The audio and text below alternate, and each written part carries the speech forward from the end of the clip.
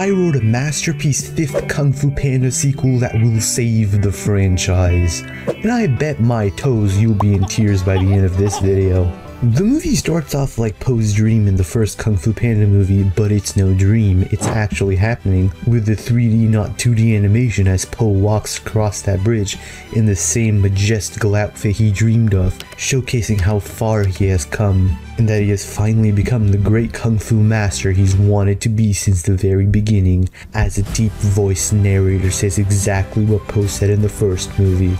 Legend tells of a legendary warrior whose kung fu skills were the stuff of legend.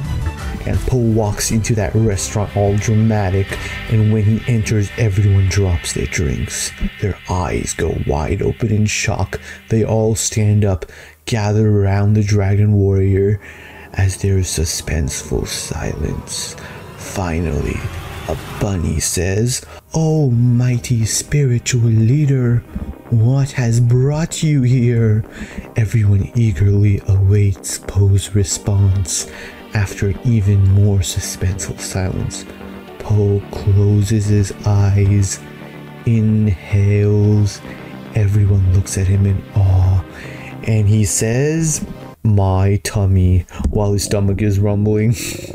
He's still the goofball he always has been, regardless of his success, just like the fake out in Kung Fu Panda 3. So after that comedic opening, let's get to the actual plot of this movie. Holy shit. It is impossible to write a Kung Fu Panda 5, because one, Po's character arc is complete, and giving him any further development will make it feel overextended. 2, Zhen will have to be the dragon warrior, which absolutely nobody will want to see. I can literally sense the 12-year-olds clicking off this video. And 3, Po is the spiritual leader, meaning he can't go on quests to defeat villains himself. After all my months of fixing movies, I've never encountered something this difficult. Finally, a worthy opponent. Our battle will be legendary. And spoiler alert, I was able to solve all 3 of them, so make sure you listen to the whole thing before hate commenting or leaving, because there's a lot of crazy, cool, wild stuff in here, and one thing might not stick with you, and another thing could be the best thing you've ever heard. Po in his spiritual journey does as told and bestows upon the people he encounters the wisdom he has acquired across the previous movies, about how there is no secret ingredient and you should be the best you can be. But right after he exits the restaurant with a full stomach, a little bunny approaches him, terrified, with a little bruise on her head. "Master Po, he's destroyed our village." Who has? I don't know his name. What does he look like? He's a snow leopard.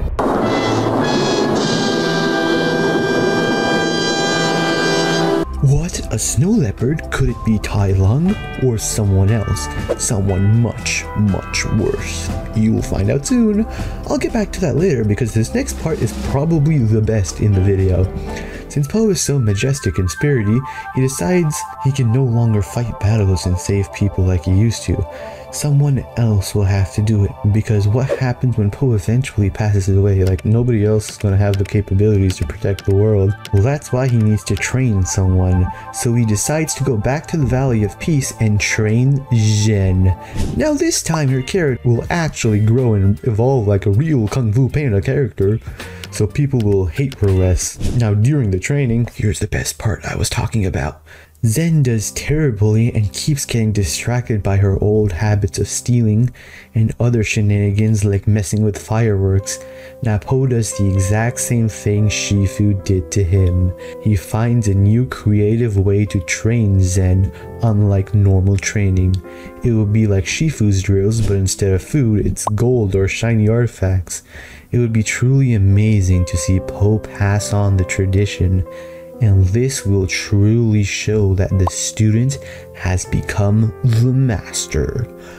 More of what I mentioned in the first part of the video. Meanwhile, just like in Kung Fu Panda 1, Tigress and the Furious 5 think Po's decision is stupid. Like, why would he waste his time training someone when an entire village is being controlled by an evil villain? I mean, just defeat the villain and then do the training, right? Because who knows what all the mysterious snow leopard is doing to those poor innocent people.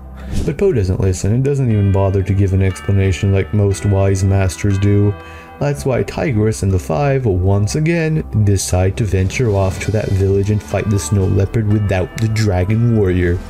Have they learned nothing? When they arrive, the snow leopard is revealed to be... Pause. Now before I reveal it, I'm going to keep you in suspense for a little bit more while I explain why this plot twist would be a brilliant idea. The main reason why Kung Fu Panda 4 failed is because of villain creation inaneness, which is a fancy word I made up. That means basically, if a story keeps generating new villains out of nowhere without being somewhat foreshadowed to have existed in previous parts or have some strong connection to them, the story becomes repetitive and boring because there's no point of defeating a villain anymore, because there's just gonna be another one when the writers want to make money. Well, this was what Kung Fu Panda 4 failed to do with the chameleon. In the first sequel, Kung Fu Panda 2, we never knew who Po's parents really were, and the villain related to exactly that perfectly fixed in the story. It makes it seem like a puzzle piece connecting to the puzzle rather than being placed on top of an already completed puzzle. Same thing with 3. We never knew Master Oogway's backstory or what happened to the pandas, so a villain that fills in that gap is perfect. And now for the moment you've all been waiting for, the main event of the video. The snow leopard is... Tai Lung's father. Damn! It was revealed that Tai Lung was abandoned by his father, but they never mentioned why or who his father was after that. It would be a perfect time to bring him in. It's backstory time. They said Master Oogway was a warlord and conqueror, but gave us very little detail about what he had conquered or warlorded, adding to what I mentioned earlier, when there is a conqueror, there is always a conquered. Once upon a time, there were 2 alliances, the Turtle Alliance and the Leopard Alliance. The Leopard Alliance had the gift of terrible weather. In 1 month, there was constant storms and earthquakes that caused an insane famine, because all the farms and crops were destroyed. So everyone in the Leopard Alliance was very hangry. The Turtle Alliance had enough food but refused to share it because what if they get earthquakes and they starve? They need their surplus. So the Leopard Alliance attacked the Turtles and stole some of their farms. The Turtle Alliance got super pissed and waged an all-out war on the Leopards.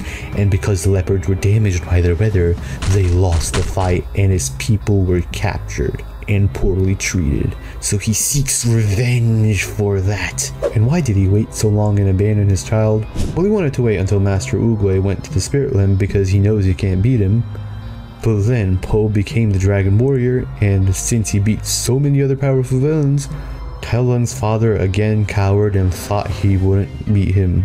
Now that Po is retired and the new Dragon Warrior is stupid, that's the perfect window of opportunity for him. And he didn't abandon Tai Lung, he saved Tai Lung and sent him to a better world because his nation was captured and living very poorly because of Master Oogway, like I mentioned earlier. So giving him a new life in a better world, being trained by a Kung Fu master would be the best thing for him. And on top of all that, Tai Lung was good at Kung Fu because he had his father's genetics, meaning that his father is even deadlier, making him an even better villain. And that is perfectly demonstrated when the Furious Five confront him and get their butts whooped all together by Tai Lung's father. He beats them up super easily like Darth Vader in that one Star Wars scene.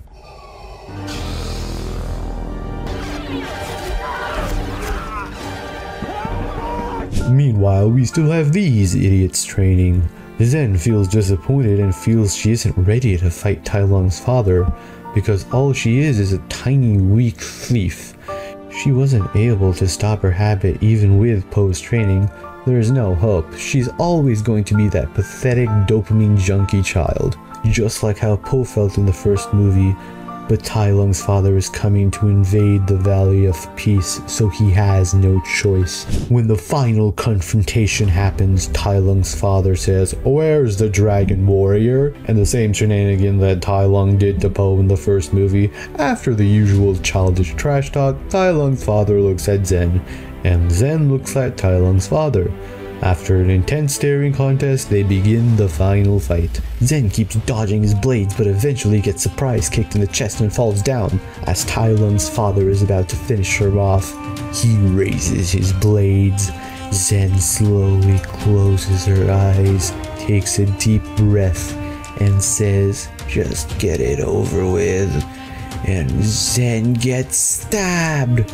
Wait a minute, the father's blades are plastic! Because Zhen became the best she could be and used her stealing abilities to pickpocket his knives on his way here and replace them. Even though she couldn't break her bad habit, she used it for something good this time. She took a bad part of her, didn't remove it, but changed it.